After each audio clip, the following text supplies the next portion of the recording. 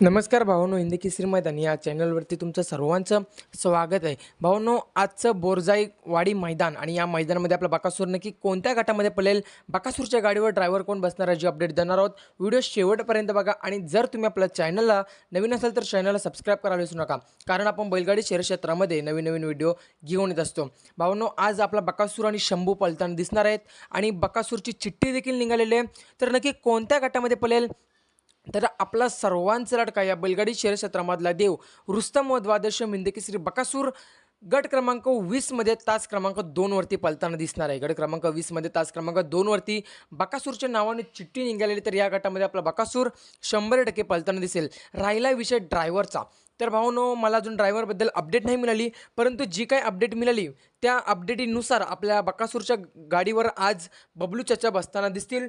तर आता बघूया काय होते भावनो, नक्की कोण बसेल आपल्या बकासूरच्या गाडीवर काय सांगता येत नाही, कारण कधीही नियोजन काही चेंज होत असतं.